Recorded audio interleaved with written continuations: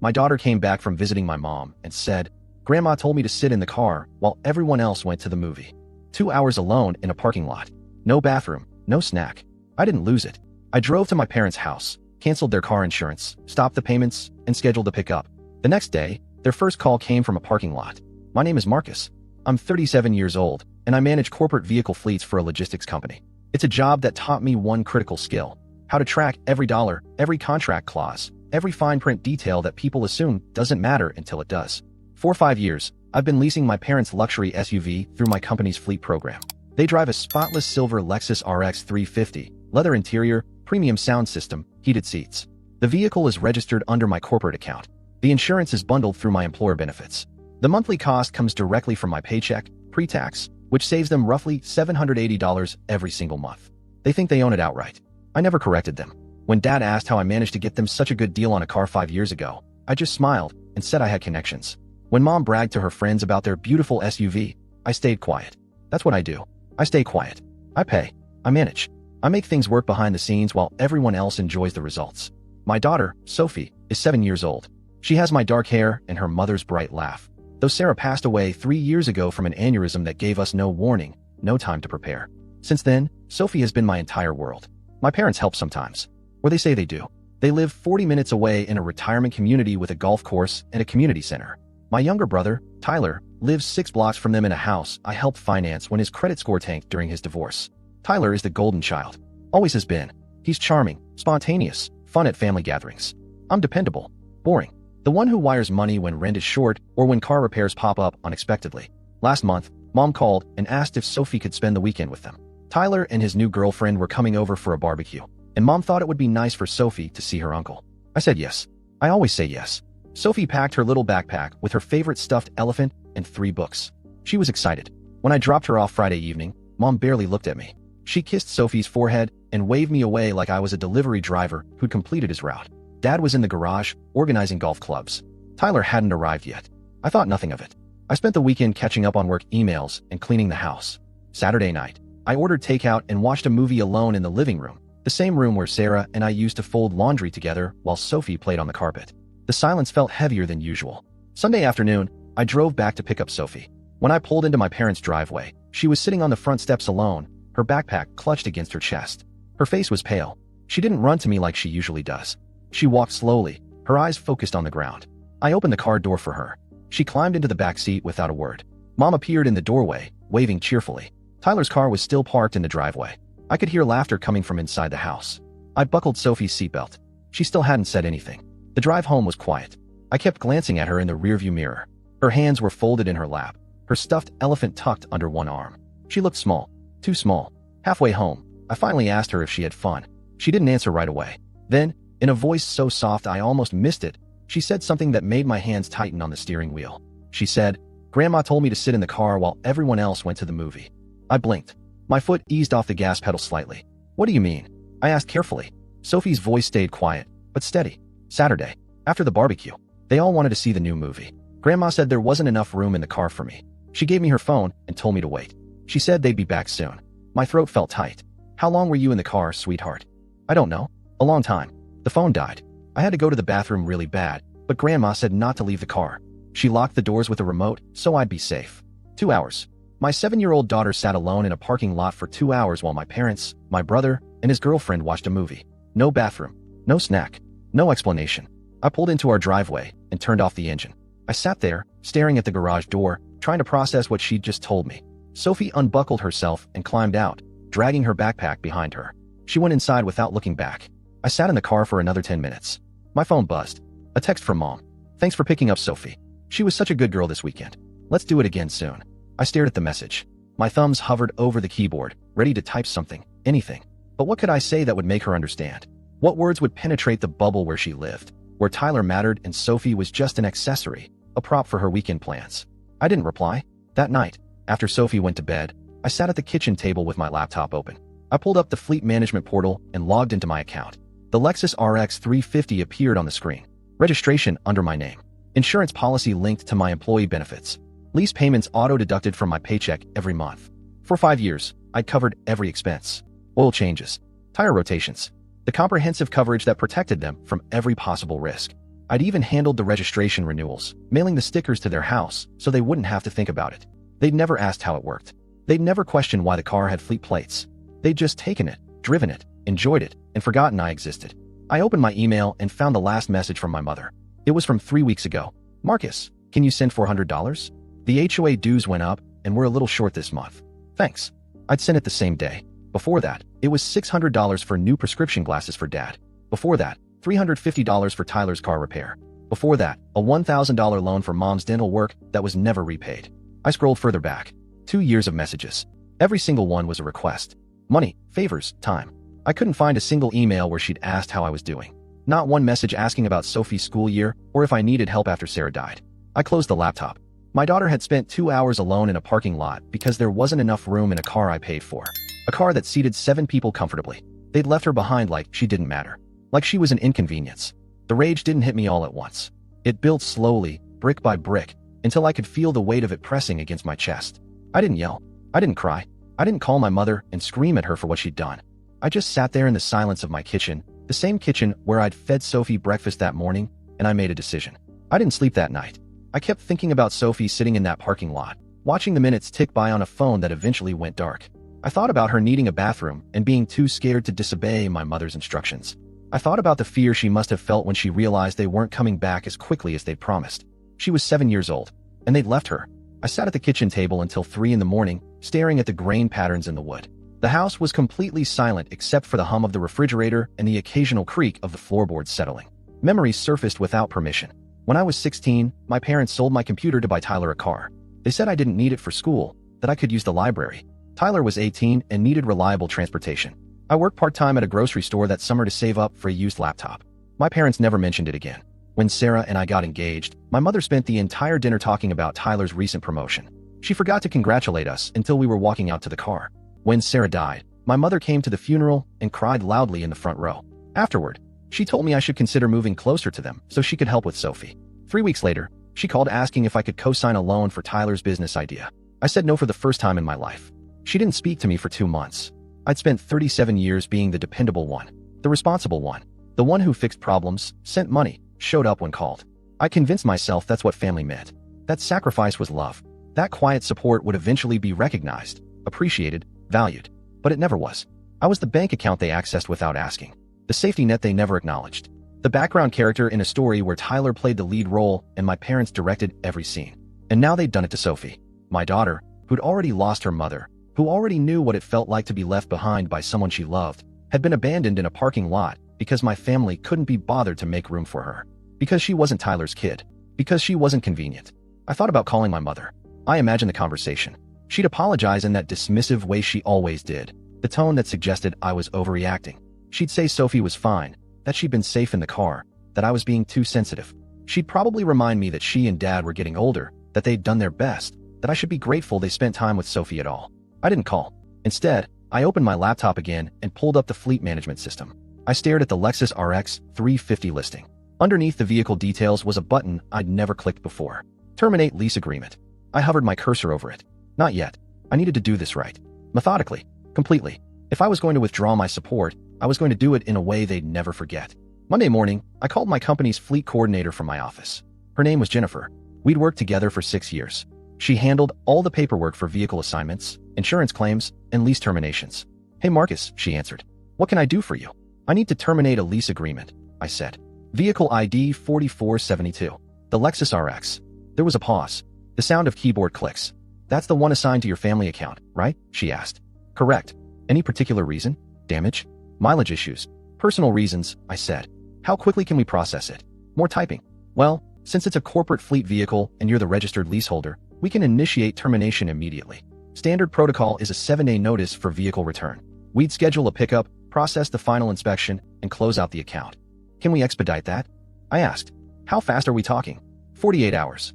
Jennifer hesitated. "That's unusual, but yes, technically possible. I'd need authorization from your department head and confirmation that the vehicle is accessible for pickup." "Is everything okay?" "Everything's fine," I said. "I'll get you the authorization this afternoon." I sent the approval request to my supervisor within 10 minutes. He signed off without questions. By noon, Jennifer had emailed me the termination paperwork and pickup schedule. The tow truck would arrive Wednesday morning at 9 a.m. I forwarded the address. My parents' retirement community. The Lexus would be parked in their driveway, same as always. Next, I opened the insurance portal. The Lexus was covered under my employee benefits package, bundled with comprehensive collision, liability, and roadside assistance. I submitted a policy cancellation request effective Wednesday at midnight. Then I pulled up the automatic payment systems. Over the past 5 years, I'd established monthly transfers to my parents' checking account. $300 on the first of every month. Grocery money, they called it. Gas money. Miscellaneous expenses. I canceled the recurring transfer. I went through my email archives and found every Venmo request, every PayPal invoice, every text message asking for money. I compiled them into a folder. 217 transactions over 5 years. $41,000, not counting the Lexus. I didn't feel angry anymore. I felt precise. Mechanical. Every click, every form submission, every cancellation was a surgical cut, severing connections I'd maintained for decades. My phone buzzed. A text from Tyler. Hey bro, can you spot me $250? Rent's due and I'm waiting on a client payment. I stared at the message for a full minute. Then I typed back, no, just that. One word. No explanation. No apology. He responded immediately. Seriously? It's just $250. I'll pay you back next week. I didn't reply. 3 minutes later, my mother called. I let it go to voicemail. She didn't leave a message. That afternoon, I picked Sophie up from school. She climbed into the car with her backpack and her lunchbox, her face brightening when she saw me. How was your day, sweetheart? I asked. Good. We learned about butterflies. Did you know they taste with their feet? I smiled. I did not know that. She chattered the whole drive home about butterflies and her friend Emma and the drawing she'd made in art class. She didn't mention the parking lot. She didn't mention my parents. I realized she probably thought that's just how things were. That being left behind was normal. That she wasn't important enough to make room for. That stopped now. Wednesday morning, I took a personal day from work. I told Sophie's school she'd be staying home sick. We spent the morning making pancakes and watching cartoons. At exactly 9 a.m., my phone rang. The caller ID showed my father's number. I answered. Marcus. His voice was tight, confused. Did you do something to the car? I kept my tone neutral. What do you mean? There's a tow truck in our driveway. The driver says he's here to repossess the Lexus. He's got paperwork with your name on it. What the hell is going on? I could hear my mother's voice in the background, shrill and panicked. The lease agreement has been terminated, I said calmly. The vehicle is being returned to the fleet. What lease agreement? We own that car. No, Dad. You don't. The Lexus has been registered under my corporate fleet account for 5 years. I've been covering the lease payments, the insurance, the maintenance, everything. The vehicle belongs to my company. I'm simply returning it. Silence. Then my mother's voice came through, sharp and demanding. She'd grabbed the phone from my father. Marcus, stop this nonsense right now. Tell this man to leave. We need that car. You should have thought about that before you left Sophie in a parking lot for 2 hours, I said. Another pause. Longer this time. What are you talking about? She asked, her voice shifting to confusion. Saturday. The movie. You locked my 7-year-old daughter in a car alone for 2 hours because there wasn't enough room for her. A car that seats 7 people. A car I've been paying for. She was fine, my mother snapped. She had my phone. She was safe. You're overreacting. She needed a bathroom, Mom. She was scared. And you didn't care. We were only gone for a little while. It's not like we abandoned her. That's exactly what you did. My father's voice cut in. He'd taken the phone back. Son, let's talk about this. We can work something out. Just call off the tow truck. There's nothing to work out, I said. The car is being returned. The insurance is canceled as of tomorrow. The monthly payments I've been sending are stopped. You're on your own. You can't do this, my mother shouted in the background. I already did, I said. Goodbye. I hung up. The phone rang again immediately. I declined the call. It rang for more times. I turned it off. Sophie looked up from her coloring book on the living room floor. Who was that? Just work stuff, I said. Nothing important. She went back to her drawing, humming softly to herself. An hour later, Jennifer from Fleet Management sent me a confirmation email. The Lexus had been successfully recovered. Final inspection showed minor were consistent with normal use. Lease account closed. Insurance policy terminated. Attached was a photo of the vehicle on the flatbed truck, gleaming silver in the morning sunlight. I forwarded the email to a folder labeled Receipts and closed my laptop. My mother tried calling 6 more times that afternoon. My father sent 3 texts asking me to reconsider. Tyler sent a message saying I was being unreasonable and that I should apologize to Mom and Dad. I deleted every message without reading past the first line. That evening, Sophie and I made tacos for dinner.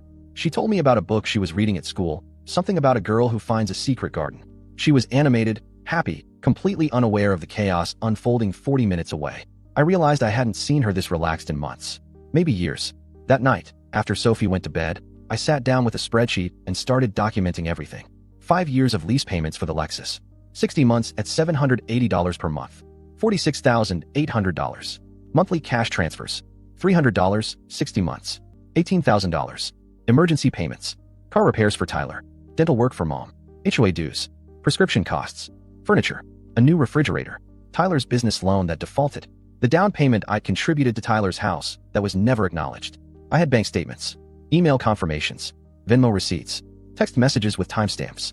The total came to $93,400 over 5 years. Nearly 6 figures. Given freely. Never repaid. Rarely appreciated. I saved the spreadsheet and backed it up to 3 different locations. Then I opened my email and started composing messages. The first went to my company's HR department. A formal notification that I was removing all dependents from my benefits package effective immediately. My parents had been listed as secondary beneficiaries on my life insurance policy. I removed them. Tyler had been listed as an emergency contact. I replaced his name with my neighbor, Mrs. Chun, who sometimes watched Sophie when I worked late. The second email went to my bank. I requested that all my accounts be flagged for fraud monitoring and that no verbal authorizations be accepted without in-person verification and photo ID. My mother had called my bank before, 3 years ago, claiming to be me and trying to authorize a wire transfer. The bank had caught it, but I'd never confronted her about it. The third email was to my attorney, a woman named Rebecca who'd handled Sarah's estate after she died. I asked her to review the spreadsheet I'd compiled and advise me on any potential legal issues.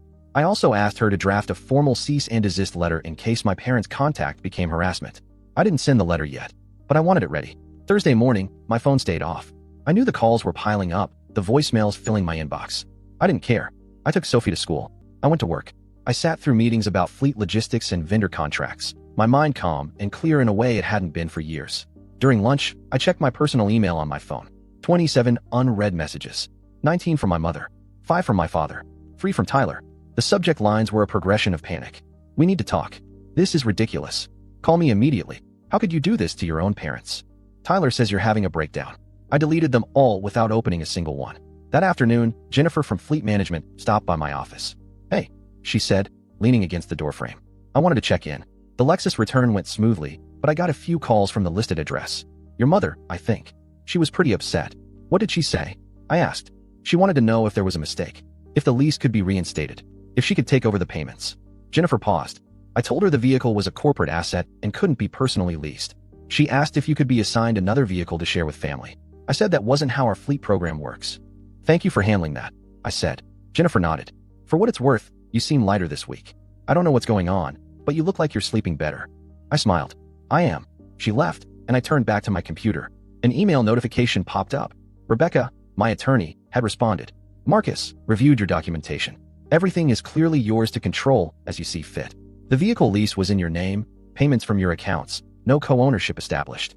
You have every right to terminate services. The cease and desist letter is drafted if needed. Call me if anything escalates. Stay strong. I printed the email and filed it in my home office that evening. Friday afternoon, I turned my phone back on. 43 missed calls. 62 text messages. 14 voicemails. I scrolled through the texts without reading most of them. The timestamps told the story. Wednesday morning, confusion and anger. Wednesday afternoon, panic. Thursday, bargaining and guilt. Friday morning, desperation. One text from Tyler stood out. Mom and Dad are stranded at the grocery store. Their car got towed, and they have no way home. You need to fix this. I checked the timestamp. Sent 20 minutes ago. Then my phone rang. My father's number. I answered. Marcus. His voice was strained, exhausted. We need your help. We're at the Publix on Riverside. The car is gone. We don't know what happened. Can you come get us?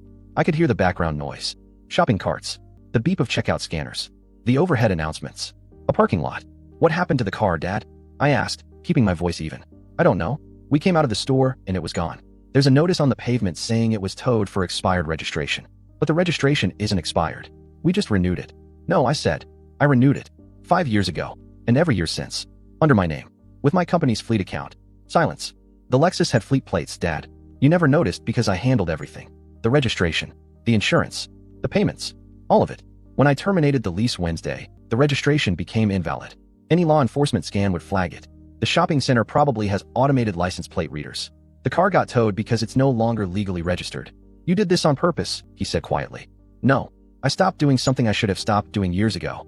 I stopped paying for a car you thought you owned. I stopped covering expenses for people who don't value me. I stopped being invisible. My mother's voice cut in, loud and furious. You're punishing us because of one mistake. Sophie was fine. You're being vindictive and cruel. One mistake. I kept my voice calm, cold. You left my daughter alone in a parking lot for 2 hours. A 7-year-old child. You locked her in a car and went to see a movie. Do you know where you're standing right now, Mom? What? You're in a parking lot. Stranded. No car. No way home. Exactly where you left Sophie. How does it feel? The line went quiet except for the ambient noise of the grocery store. We're your parents, my father said finally. You owe us respect. I gave you respect for 37 years, I said. I gave you money, time, support. I gave you a car you never thanked me for. I gave you everything, and you gave me nothing. Not even basic decency toward my daughter. So what now? My mother asked, her voice shaking. You're just going to leave us here? You have options, I said. You can call Tyler. I'm sure he'd be happy to help. You can call a taxi. You can call a friend. You're adults. Figure it out. Marcus, please, my father said. Goodbye, Dad. I hung up. The phone rang again immediately. I blocked the number. Then I blocked my mother's number. Then Tyler's. I sat in my office for a few minutes, staring at the blank screen of my computer. Then I stood up, grabbed my jacket, and left work early. I picked Sophie up from school. She ran to the car with a huge smile, waving a paper with gold star stickers. Look, I got 100 on my spelling test. That's amazing, sweetheart, I said. How about we celebrate with ice cream? Really? Her face lit up. Really? We drove to her favorite ice cream shop. She ordered a double scoop of cookies and cream. I got vanilla. We sat at a little table outside, the afternoon sun warm on our faces. Sophie swung her legs under the table, humming between bites. Dad, she said after a while. Yeah. Are we going to Grandma and Grandpa's house again? No, I said. Not for a long time. Maybe not ever. She nodded slowly, then went back to her ice cream. She didn't ask why. She didn't seem upset. If anything, she looked relieved. The call stopped after I blocked the numbers. The emails continued for another week, then tapered off. My mother sent a final message on a Sunday night. The subject line read, "You've broken this family." I didn't open it. I archived it with all the others. Tyler tried reaching out through a mutual friend from college. The friend called me and awkwardly explained that Tyler wanted to talk, that he thought we could work things out. I told the friend I appreciated the call, but had nothing to say.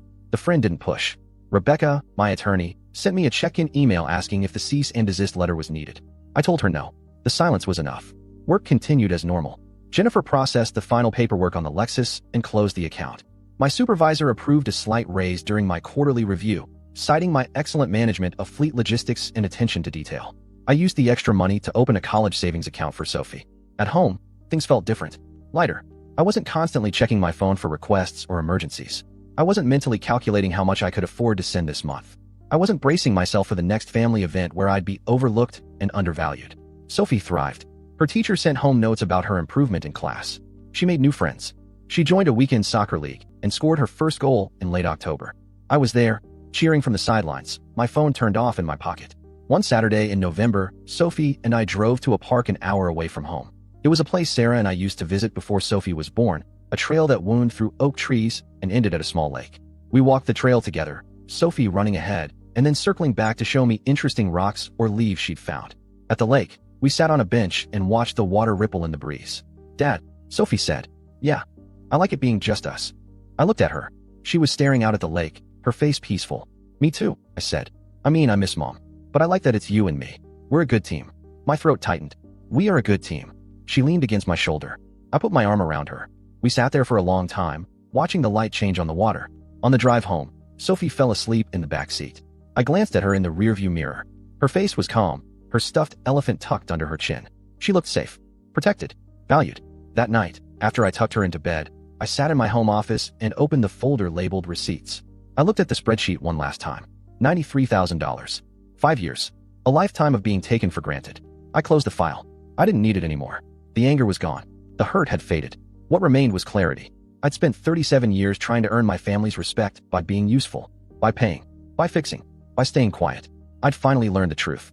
Respect isn't earned through sacrifice. It's given freely, or it's not given at all. My family had made their choice, and I'd made mine. I opened a new document and started typing. A list of things Sophie and I could do next summer. Road trip ideas. National parks. Beaches. Places Sarah had always wanted to visit. We'd go together. Just the two of us. And we'd be fine. Better than fine. We'd be free.